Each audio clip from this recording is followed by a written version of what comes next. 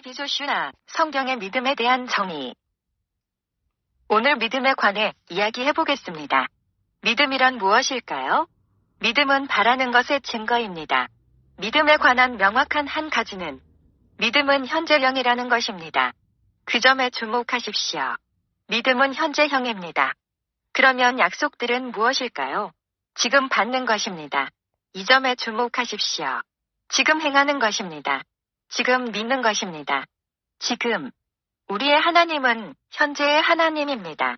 하나님은 지금 존재하십니다. 하나님은 지금 축복하시고, 하나님은 지금 구원하십니다. 믿음은 보이지 않는 세상의 실제 속에서의 확고부동한 확신입니다. 주목하십시오. 하나님께서 아직 이루시지 않은 약속에 대한 확신입니다. 믿음은 하나님께서 그리스도 예수 안에서 우리에게 약속하신 것에 대한 견고한 기대입니다. 지금까지 우리는 믿음을 정의해 보았는데, 이제는 한 가지씩 설명해 보겠습니다. 우리가 지금까지 들은 것들을 가지고 믿음을 말할 때, 보이지 않는 것이 믿음의 토대가 됩니다. 이제 보이지 않는 것들은 무엇이고, 보이는 것들은 무엇인지 이야기해 보겠습니다. 지금 우리가 있는 세상을 가지고 말해 보겠습니다. 이 세상은 보이는 것에서가 아닌, 보이지 않는 것에서 세워졌습니다. 만약 하나님께서 보이는 것을 믿으셨다면 하나님은 기반을 둘 어떤 것도 없으셨을 것입니다. 창세기에서 읽은 것은 세상은 형체도 없고 공허했다입니다. 하나님께서 신뢰하신 것은 하나님 자신에 대한 믿음이셨습니다. 그것이 보이지 않는 것이었죠. 하나님께서 신뢰하신 것은 하나님 자신에 대한 믿음이셨습니다. 그것이 보이지 않는 것입니다. 말하는 세상에서 그 믿음이 표현을 발견한 것입니다.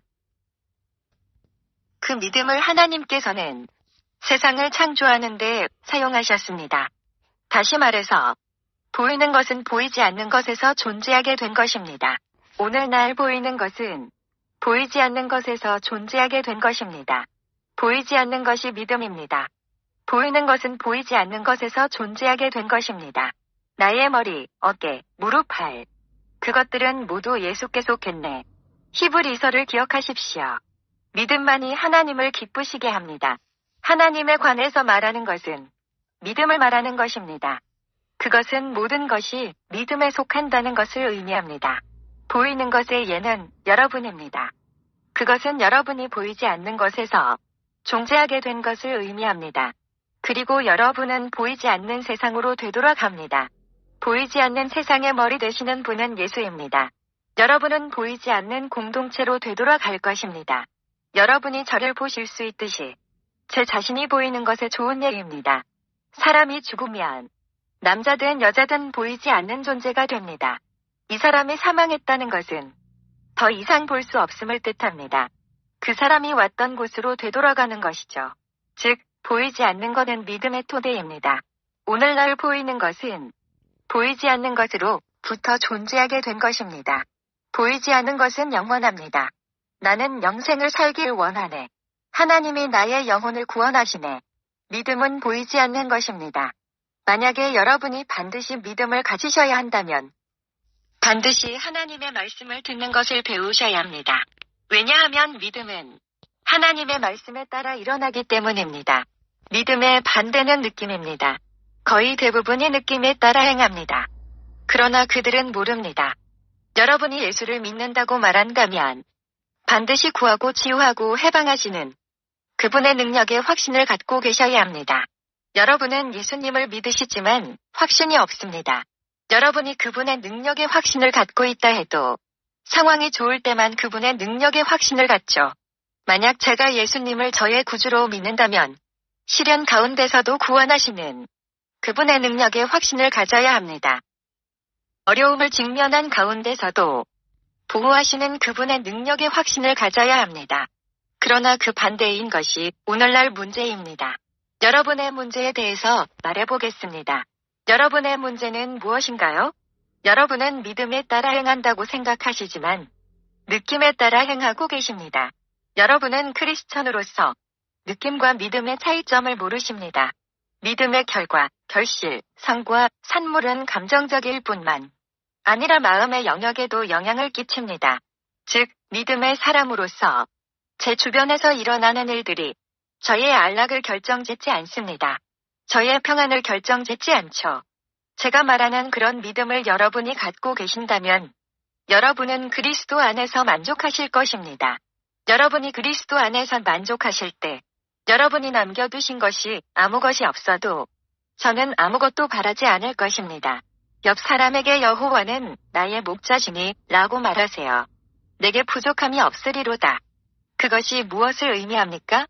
여러분이 근심치 않게 해줄 물 옆에 있을 때, 여러분이 이 생명수 바로 옆에 계실 때, 여러분은 방황스러움 없고 두려움, 걱정, 압박감이나 긴장감이 없는 그런 상황을 맞이하게 될 것입니다. 여기 계신 분들 중 몇이나 그런 상황을 맞을 수 있을까요?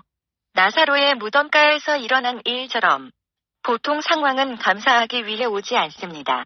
예수님께서는 가셔서 나사로의 몸을 보셨을 때 하나님께 감사드렸습니다. 바리새인들은 무엇이 감사다 하는 것인가? 우리는 나사로의 몸을 일으키라 데려왔는데 감사를 드린다. 나사로의 죽음에 감사하는가? 무덤 안에 있는 시체에 대한 감사인가? 무엇에 대한 감사인가? 그들은 자신들과 함께 예수께서도 오실 것이라 생각했죠. 믿음의 결과는 감정적일 뿐만 아니라 마음의 영역에도 영향을 미칩니다. 믿음의 사람이 빈곤해 보일지라도 그는 여전히 행복합니다. 믿음의 사람이 사람들로부터 거절당해도 사람들이 그는 외롭다 라고 해도 그의 얼굴에서 미소를 보게 됩니다. 믿음의 사람을 만나보면 항상 주께 감사드립니다. 그것이 여러분을 위한 믿음의 사람입니다. 이 감정이라는 부분에 관해 이야기해 보겠습니다. 감정은 느낌입니다. 가끔 사람들은 그들의 영적 경험들을 느낌이나 감정의 바탕을 둡니다. 하나님의 영이 느껴집니다. 이 모든 것들로 아버지께 감사드립니다. 하나님의 인재가 느껴집니다. 어디서 느껴진다는 거죠? 외적인 느낌에 의해 주여 감사합니다. 하나님께서 여기 어딘가 계시는데 모든 것들은 반드시 하나님의 말씀의 빛 가운데 점검되어져야 합니다. 그렇지 않은 경우엔 모든 것들이 느낌입니다. 여러분들이 받는 어떤 표적이든 하나님의 빛 가운데 점검되어져야 합니다. 믿음은 느낌이 아니기 때문입니다. 가끔 사람들은 그들의 영적 경험들을 느낌이나 감정의 바탕을 둡니다. 하나님께 조건을 두어서는 안 됩니다. 여러분은 하나님의 영광을 위해 지음 받았습니다. 좋든 나쁘든 예수는 주님이십니다. 가끔 사람들은 그들의 영적 경험들을 느낌이나 감정의 바탕을 둡니다. 문제는 느낌이나 감정의 변화가 일어날 때 생깁니다. 형제님, 영국에서 온 형제님께 드릴 소식이 있습니다. 제가 그 전화를 받았습니다. 형제님은 빨리 듣기로 나는데 전달자가 나중에 말씀드리겠다고 합니다. 집에 계신 분은 심각하게 몸이 아프십니다. 누구로부터 온 메시지인지 알고 싶으나 나중에 말해주겠다고만 합니다. 온통 메시지 생각뿐입니다. 형제님, 나중에 말씀드리겠습니다. 계속 그 메시지를 알게 해달라 조르지만 나중에 말해주겠다는 말만 듣습니다. 잠자리에 들기까지 그 메시지 연연하게 됩니다. 잠자리에서 그제서야 하나님께 물어보기 시작합니다. 하나님, 그 메시지가 무엇이죠? 그러다 악몽을 꾸게 되죠. 그 메시지를 확증해주는 그런 악몽이 됩니다. 여러분이 염려하시기 때문입니다. 마음의 영역이 그 염려로 방해를 받습니다. 믿음이 문제는 느낌이나 감정의 변화가 일어날 때 생겨난다의 의미입니다. 믿음은 느낌이 아닙니다. 그 점에 주목하십시오. 오늘날 크리스천들은 믿음과 느낌의 차이점을 모릅니다. 믿음과 느낌에 관하여 말씀드리겠습니다. 변함없는 믿음을 갖기 위해서는 그 믿음을 더 안정감 있는 어떤 것에 두어야 합니다. 변함없는 믿음을 갖기 위해서는 그 믿음을 여러분의 느낌보다 더 안정감 있는 어떤 것에 두어야 합니다. 여러분이 느낌에 조종당할 때 절대로 여러분의 말에 한결같을 수 없습니다. 사람은 눈에 보이는 것으로는 한결같을 수 없습니다. 이것이 우리가 계속해서 살아가야 하는 인생입니다. 상황이 좋을 때 예수는 주님이시다라고 말합니다. 상황이 고될 때 여러분은 예수를 저주합니다. 이런 사람들이 바로 감정과 느낌에 지배당하시는 분들입니다. 변함없는 믿음을 갖기 위해서는 그 믿음을 여러분의 느낌보다 더 안정감 있는 어떤 것에 두어야 합니다. 즉, 느낌은 안정감이 부족합니다. 구원받았다고 느끼기 때문에 당신은 구원받은 것이 아닙니다. 믿음을 하나님의 말씀에 두기 때문에 당신은 구원받았습니다. 사람에게는 걸을 수 있는 능력이 있지만 성령께서 뜻하시는 대로 걸으십니다. 사람에게 걸을 수 있는 힘이 있으나 성령께서 뜻하시는 대로 걸으십니다. 이것은 하나님께서는 어떤 매개체도 사용하실 수 있다는 것을 의미합니다. 이 점에 주목하십시오. 하나님께서는 당신 스스로 진히 나타나기 위해서 어떤 매개체도 사용하실 수 있습니다. 그가 뜻하시는 대로의 의미는 당신 스스로를 드러내기 위해서 어떤 매개체도 사용하실 수 있다를 의미합니다. 하나님은 당신의 일을 하기 위해서 돌도 매개체로 사용하실 수 있습니다. 하나님은 의복도 매개체로 사용하실 수 있습니다. 혈류병의 문제를 갖고 있었던 여인을 기억하십시오. 그 여인이 예수님 옷자락에 손댔습니다. 하나님은 소리나 종이 음성을 사용하실 수도 있습니다. 오순절날 일어난 일들을 기억하십시오. 소리였습니다. 그 후 성령께서 그들 위에 임하셨고 그들은 각기 다른 언어를 말하기 시작했죠. 사도행전 3장에서 일어난 일을 기억하십시오. 베드로와 요한은 앉은 뱅이에게 내게 은과 금은 없거니와라고 말했습니다. 그분 스스로를 드러내신 것이 그 음성이었습니다.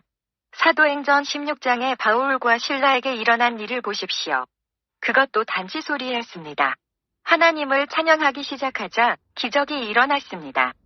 그들은 외치고 꾸짖는 기도를 하지 않았습니다. 그들이 이렇게 손과 발이 사슬에 묶여 있었습니다. 여러분이 그들의 상황에 처해 있었다면 여러분의 믿음이 시험 들었을 것입니다. 그들의 믿음은 달랐습니다. 그들은 사슬에 묶인 상태에서 하나님을 찬양했습니다. 항상 온 마음 다해 주를 찬양하라. 그들은 사슬에 묶인 상태에서도 주님은 선하시다라고 말했습니다. 옆 사람에게 내가 사슬에 묶여 있어도 주님은 선하시다라고 말하세요. 사슬에 묶여 있든지 묶여 있지 않든지 주님은 선하시다. 내가 자유하든지 자유하지 않든지 주님은 선하시다.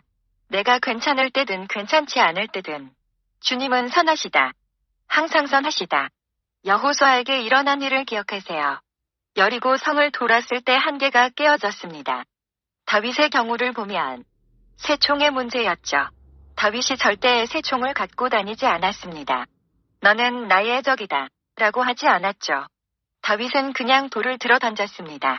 우리가 믿음을 정의 내릴 수 있다면 느낌은 무엇일까요? 느낌은 믿음의 반대입니다. 느낌과 감정은 우리가 보는 것에 영향을 받습니다. 우리가 읽고 듣는 것에 영향을 받습니다. 시편 12장을 기억하십시오. 모든 사람들이 이웃에게 거짓말한다라고 말합니다. 모든 사람들이 이웃에게 거짓말한다. 이것은 모든 사람들이 하나님의 말씀과 일치하지 않는 것들에 노출되었음을 의미합니다. 하나님의 말씀에 일치하지 않는 것들이 어떤 것일까요? 만약 우리의 느낌이 우리의 믿음을 조종하도록 허락한다면 우리가 크리스찬이 될 수는 있으나 사탄의 계략에 조종당할 수도 있습니다.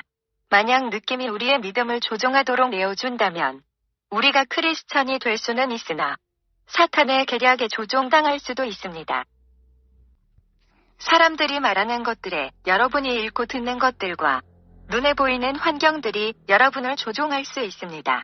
한 가지 반드시 아셔야 할 점은 오늘 여러분이 최상의 기분일 수도 있습니다. 내일은 피곤하실 수도 있죠. 그 다음 주엔 외로울 수도 있습니다. 그러나 하나님의 말씀은 똑같은 것을 말할 것입니다. 히브리서 13장 8절 말씀을 보면 예수 그리스도는 어제나 오늘이나 영원토록 동일하시니라. 그래서 여러분이 반드시 감사드려야 하는 이유입니다. 영원히 주께 감사드리네. 십자가에 영원히 감사드립니다. 영원히 주께 감사드리네. 잃어버린 자들을 찾아 구원하러 오심에 무슨 이유에서든 무슨 일이 있던지 반드시 항상 감사해야 합니다. 상황이 좋을 때는 예수는 주님이십니다. 상황이 고될 때도 반드시 주님께 감사해야 합니다. 느낌에 관해서 많이 배우신 것 같습니다. 느낌은 우리가 보고 있고 사람들이 우리에게 말하는 것에 영향을 받습니다. 그런 것들에 조종을 당하게 되면 절대 여러분은 여러분이 하시는 일들의 한결같을 수 없습니다. 여러분의 순간순간이 고양이에게 쫓기는 토끼와 같을 것입니다. 고양이에게 쫓기는 토끼는 이리 갔다 저리 갔다. 정신이 없습니다. 여기서 말하는 모든 것은 믿음 안에서와 믿음 없음을 말합니다. 많은 크리스천들이 전쟁을 치릅니다. 그러나 두려움이 충만한 상태로 전쟁합니다. 오늘날 많은 크리스천들을 보면은 어려움이 아주 멀리 있을 때에는 예수 이름을 아주 잘 부릅니다. 저기 먼 곳에 전쟁이 일어났습니다. 전쟁을 막기 위해서 기도합니다. 예수 이름으로 전쟁은 멈출지어다. 그러나 눈을 떴을 때 전쟁이 코앞에 다다랐다는 것을 알게 됩니다. 멀리 있던 어려움이 닥치지 않도록 막으려고 했으나 그 어려움이 코앞에 닥칩니다. 제가 어떻게 하길 원하십니까? 우리의 영혼이 믿음으로 충만할 때 그 믿음이 우리의 영혼을 우리가 기도하는 것들을 향한 강한 갈망으로 충만하게 합니다. 그 믿음이 우리의 영혼을 더 기도하고자 하는 강한 갈망으로 충만케 합니다. 심지어 시험 유혹에 직면한 가운데에 더 기도케 하는 강한 갈망으로 충만케 합니다.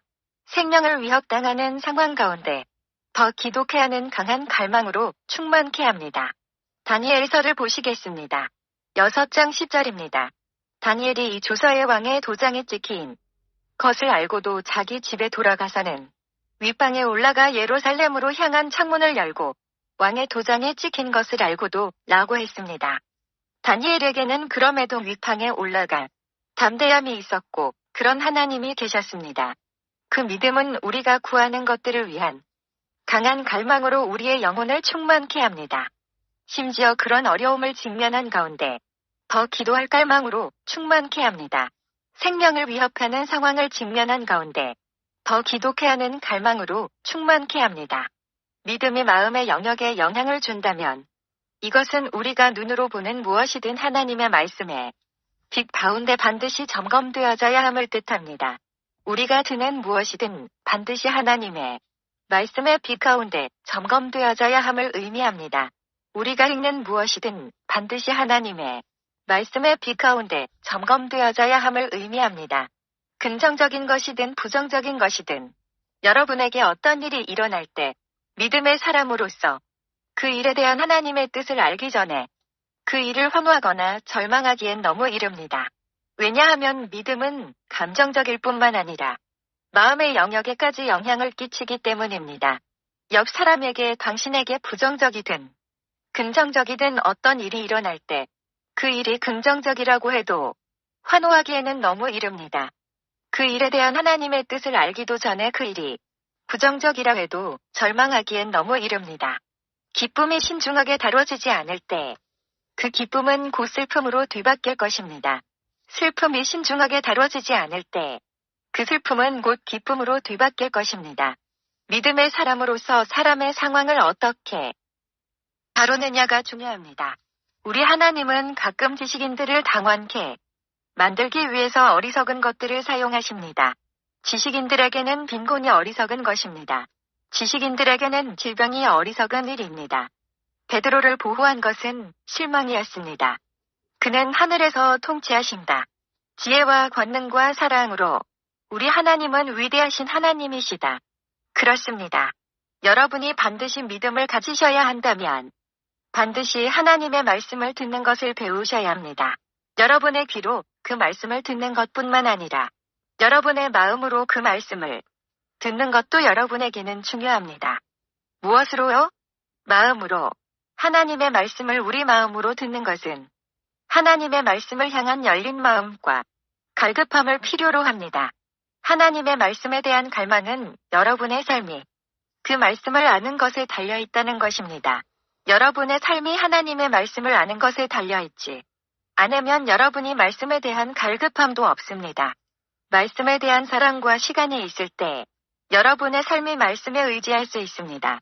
하나님의 말씀을 듣는 것을 배울 때 말씀에 대한 열정을 갖게 됩니다. 진실로 들음에는 믿음이 따릅니다. 진실로 믿음에는 신뢰가 따릅니다. 진실로 신뢰함에는 자신감이 만들어집니다. 그렇습니다. 이 과정은 저절로 이루어지지 않습니다. 이 과정은 저절로 이루어지는 것이 아닌 점진적입니다. 이런 작은 단계를 거부하는 사람은 하나님을 믿을 수 없습니다. 주목하십시오. 이런 작은 단계를 거부하는 사람은 하나님을 믿을 수 없습니다. 왜냐하면 그런 사람들은 믿음에 관한 기본 진리를 이해할 수 없기 때문입니다. 마귀에 사로잡힌 소년의 아버지의 경우를 보세요. 그 소년의 아버지는 자신의 믿음과 기도로 믿음 없는 세대에게 창기를 주었습니다. 그것은 저절로 된 것이 아니었습니다. 믿습니다라고 했으나 믿음 없음을 도와달라고 구했습니다. 저절로 되었더라면 믿습니다라고 했을 때 바로 받았을 것입니다. 마가복음 9장 24절입니다. 곧 그 아이의 아버지가 소리를 질러 이르되 내가 믿나이다 나의 믿음 없는 것을 도와주소서 하더라. 거기에는 두 가지 표현이 있습니다. 그의 믿음과 기도로 그는 믿습니다라고 말하고 믿음 없는 것을 도와주소서라고 했습니다. 그는 자신의 믿음으로 믿음 없는 세대에게 창기를 주었습니다. 그의 믿음으로라고 말습니다. 그 믿음이야말로 전통적인 믿음이죠. 믿습니다라고 말하고 믿음 없음을 도와주소서라고 했죠. 그가 처음에 말한 믿음으로는 예수께 받을 수 없었죠. 믿기 위한 조건이 바로 믿음이기 때문입니다. 그가 말한 믿음과 기도로 이 표현은 주 예수 그리스도 안에서 그의 믿음이며 그의 믿음의 표현이자 도움을 구하는 기도입니다. 듣는 세상 가운데 그 믿음이 표현을 발견했습니다. 창세기 1장을 보시겠습니다. 3절 말씀입니다. 하나님이 이르시되 빛이 있으라 하시니 빛이 있었고, 와우! 그 명령이 하나님 당신 안에 있는 믿음의 표현이었습니다. 마가복음 11장을 보시겠습니다. 11장 23절 말씀을 읽어보면 내가 진실로 너희에게 이르노니 누구든지 이 산더러 들리어 바다에 던져지라 하며 그 말하는 것이 이루어질 줄 믿고 마음에 의심하지 아니하면 그대로 되리라. 의심하지 않으면 그것이 하나님 당신 안에 있는 하나님의 믿음이었습니다. 의심하지 않으면 그것이 하나님의 행하심이었습니다. 믿는 자들이 예수 이름으로 말할 때 의심하지 마십시오. 그것이 하나님 안에서의 믿는 자의 믿음의 표현입니다. 사도행전 3장을 보시겠습니다. 베드로가 말하기를 우리를 보라. 그뿐입니다. 그것이 제가 했던 입장입니다. 베드로가 말하기를 우리를 보라. 이것이 무슨 의미일까요? 그것은 집중입니다. 진짜 의지 자원하는 마음이죠. 저기를 보세요. 하나님의 말씀에 집중하라. 하나님은 그의 말씀 안에 계시기 때문입니다. 베드로가 말하기를 우리를 보라. 이 뜻은 집중하세요. 입니다. 반드시 믿음을 가지셔야 한다면 집중하셔야 합니다. 제 말은 여러분의 진정 의지를 말하는 것입니다. 진짜 의지는 우리 자신을 반드시 잊어야 하는 것을 의미합니다. 우리 자신을 어떻게 잊을까요? 하나님께 맡길 때 우리 자신을 잊을 수 있습니다. 하나님께 맡길 때 우리는 집중합니다. 여러분의 문제를 하나님께 맡기세요. 여러분의 염려를 하나님께 맡기세요. 하나님께 맡기세요. 하나님은 알고 계십니다. 하나님은 여러분의 불의한 모습을 알고 계십니다. 하나님의 의가 없이 여러분을 떠나지 않으실 것입니다. 하나님은 여러분이 앓고 있는 질병도 알고 계십니다. 여러분을 치유하지 않으시고 여러분을 떠나지 않으실 것입니다. 여러분의 멍해를 알고 계십니다.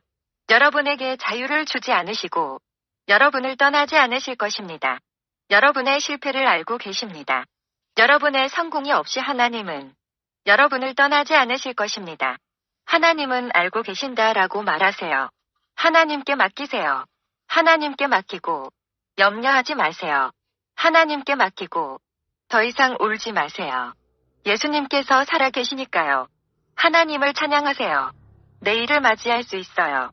하나님께서 오늘 당신이 겪은 일들을 이해하시니까요. 주의 이름에 영광 돌리세. 여러분이 믿음을 갖는 유일한 방법은 하나님께 맡겨드리는 것입니다. 그리고 집중하십시오. 하나님께 맡겨드리지 않으면 여러분의 진짜 의지를 나타낼 수 없습니다. 하나님이 맞다, 아니다라고 말씀하십니다. 여러분은 맞다, 아니다라고 말하실 수 없습니다. 하나님께서 여러분에게 의롭다, 불의하다라고 말씀하십니다. 중립이란 없습니다. 하나님은 신뢰하신다면 여러분의 염려를 하나님께 맡기세요. 하나님은 신뢰하신다면 여러분의 실패를 하나님께 맡기세요. 하나님을 신뢰하신다면 여러분이 겪는 방황스러움을 하나님께 맡기세요. 하나님을 신뢰하신다면 여러분의 무력함과 악몽을 하나님께 맡겨드리세요.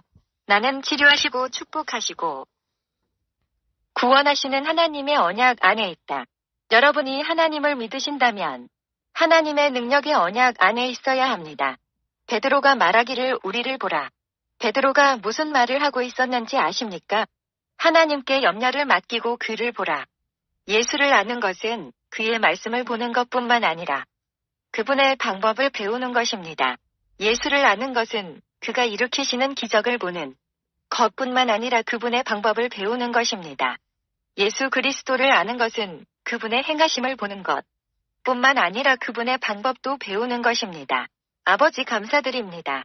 하나님께 여러분을 용서해 주심에 감사드리십시오. 순종하는 마음, 신실한 마음, 하나님께 감사드리십시오. 성령님 감사드립니다. 우리의 간증을 받아주십시오. 주님 감사합니다. TV 조슈아, 성경의 믿음에 대한 정의. 오늘 믿음에 관해 이야기해보겠습니다. 믿음이란 무엇일까요? 믿음은 바라는 것의 증거입니다.